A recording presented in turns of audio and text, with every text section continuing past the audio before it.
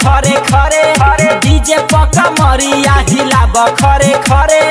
गाजा पी के बमा लोगा बोला हरे हरे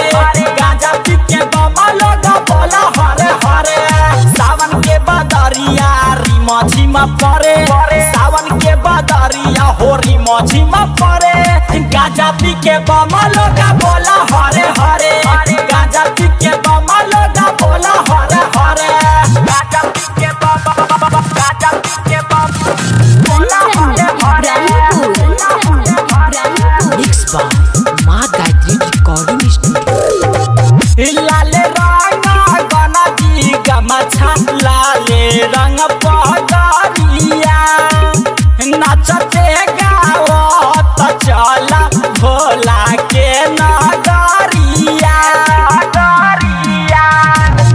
लाले रंग गना जी गमछा लाले रंग पगरिया नाचते गावत चला भोला के नगरिया शिवजी पा गाजा भांग बेल फुभे चढ़े शिवजी पा गाजा भांग बेल पतर चढ़े गाजा पी के बमा लोगा बोला हरे हरे गाजा पी के बमा लोगा बोला हरे हरे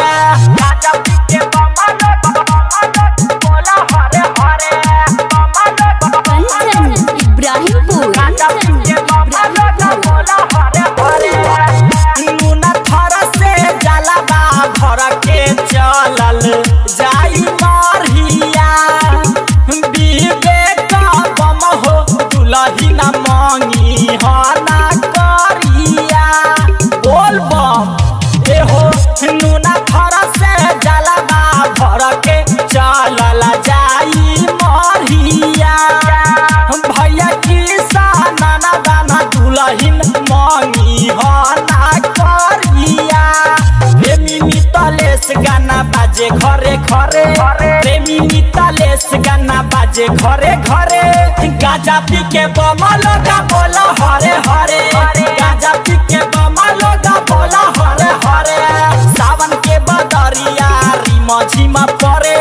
सावन के बदरिया हो रिमा झिमा परे गाजा पी के बमा लोगा बोला हरे हरे गाजा पी के बमा लोगा बोला हरे हरे। मां गायत्री रिकॉर्डिंग स्टूडियो मलंगवा सरलाही नेपाल।